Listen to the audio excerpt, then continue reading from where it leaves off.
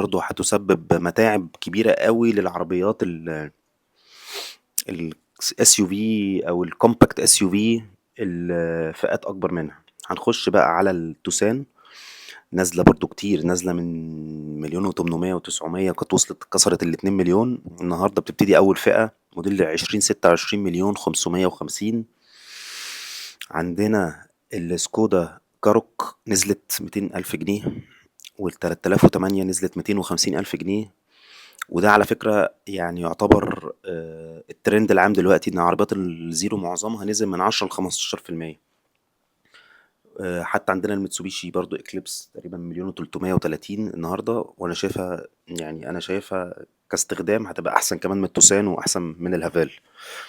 فده كده ملخص سريع للاسعار. برضو اقول لكم اهم الاخبار العربيات اللي بتحصل. النهارده في قرار هيطلع من الحكومه بمنع تراخيص المعارض العربيات تحت المنازل او في المناطق السكنيه تحت العمارات. والقرار ده هيبتدي بوقف تراخيص، وبعد كده هيخش في نقلهم كمان بنهايه 2027. عاملين لهم فتره سماح ان هم ينقلوا كل المعارض خارج المناطق السكنيه.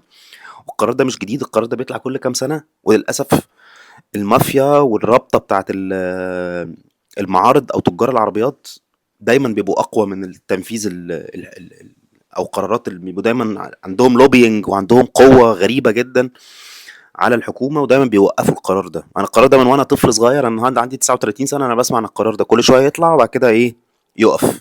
وبيقف في صمت، يعني هو بيطلع بدوشه وبعد كده ينزل في صمت. وطبعا الناس اللي هم مرتبطين بالرابطه او بتجار السيارات بيطلعوا على التلفزيون يخوفونا، يقولوا لنا لو ده حصل اعملوا حسابكم العربيات هتغلى. انسوا يا جماعه، الكلام ده مش هيحصل تاني. النهارده خلاص المعارض الكبيره كلها بتنزل اسعارها من 10 15%، والمستعمل واقف محدش بيشتري ولا بيبيع، بسبب ان الناس للاسف متخيله ان هي لسه الاسعار اللي كانت بتسمعها زمان هتسمعها تاني، وده في الاحلام. النهارده الزيرو بقى ارخص من المستعمل في بعض الماركات يعني.